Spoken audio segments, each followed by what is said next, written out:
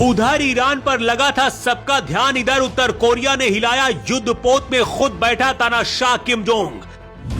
5000 वजनी युद्धपोत से दागी मिसाइलें, भागने लगी अमेरिकी सेना, ईरान के लिए तानाशाह का ऐलान।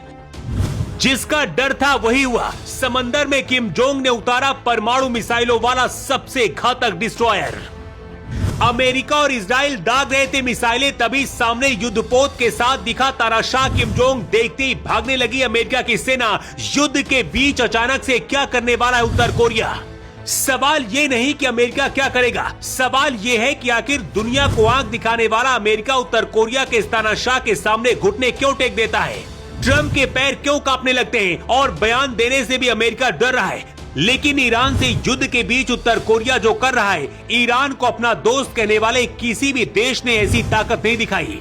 समंदर में किम जोंग ने परमाणु मिसाइलों वाला सबसे घातक डिस्ट्रॉयर उतार दिया है। दावा है कि इसमें परमाणु हथियारों का जखीरा भरा हुआ है। लेकिन चौंकाने वाली बात यह है कि आखिर ना तो अमेरिका और ना ही इजराइल उत्तर कोरिया का नाम लेने से भी क्यों कांप रहे हैं, जबकि उत्तर कोरिया का तानाशाह किम जोंग बार बार ललकार रहा है, हथियार लेकर तैयार बैठा है।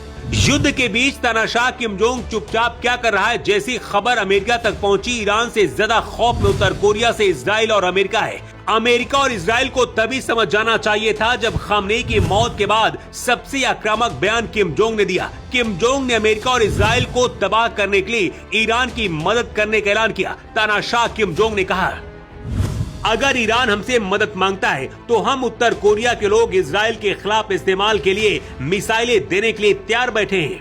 आगे किम जोंग ने कहा है कि हमारी परमाणु और बैलिस्टिक मिसाइलें इतना ज्यादा ताकतवर और सक्षम है कि एक ही मिसाइल इजराइल को मिटाने के लिए काफी है। इसके साथ ही किम जोंग ने अमेरिका को चेतावनी देते हुए कहा है कि अंतर्राष्ट्रीय कानून के ऊपर अपने घरेलू कानूनों को रखकर अमेरिका गुंडागर्दी कर रहा है।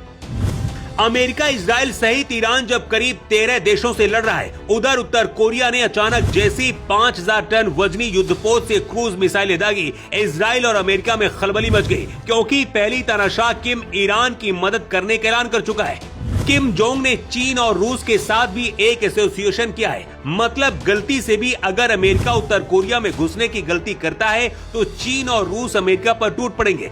ये बात बहुत अच्छी तरह से ट्रंप को पता है और शायद यही वजह है कि किम जोंग के बार बार ललकारने के बाद भी ट्रंप कुछ भी नहीं बोल रहे हैं।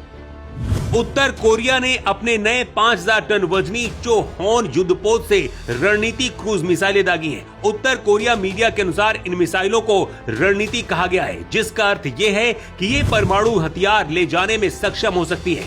उत्तर कोरिया ने भले इसे परीक्षण नाम दिया है, लेकिन इसके साथ ही अमेरिका और इजराइल के लिए इसमें चेतावनी भी छुपी हुई है।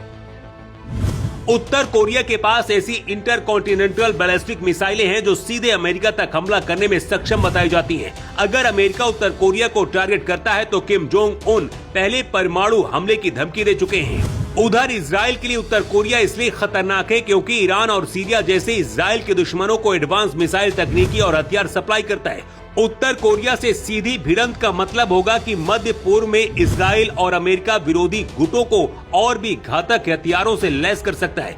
यही वजह की बार बार धमकी देने के बाद भी ना तो इजराइल और ना ही अमेरिका किम जोंग के खिलाफ कुछ बोलता है, क्योंकि इन्हें ये बात पता है हर किसी का इलाज है, लेकिन ये सनकी तानाशाह कुछ भी कर सकता है। उत्तर कोरिया और ईरान के अच्छे रिश्ते हैं। यही वजह है कि जब ईरान के सभी दोस्तों ने साथ देना छोड़ दिया, सिर्फ ये तानाशाह ही अमेरिका को बार बार धमका रहा है, लेकिन अमेरिका इससे लड़ने को तैयार नहीं है। डर इस बात का है कि अगर अपने परमाणु हथियार किम जोंग उन ईरान तक पहुंचा देता है और उन हथियारों का उपयोग ईरान करता है तो हालात और ज्यादा भयानक हो सकते हैं। ये अभी की ताजा तस्वीरें बताई जा रही हैं, जहां खुद युद्धपोत के पास खड़े किम जोंग दिख रहे हैं और सेना के जवानों से मिल रहे हैं। मिसाइलें भी दागी हैं। ऐसे में अगले कुछ घंटे में क्या उत्तर कोरिया भी युद्ध में उतरेगा, पूरी दुनिया डरी हुई है।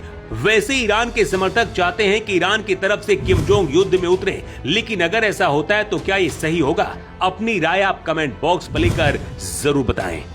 अर्थ 24 के लिए ब्यूरो रिपोर्ट।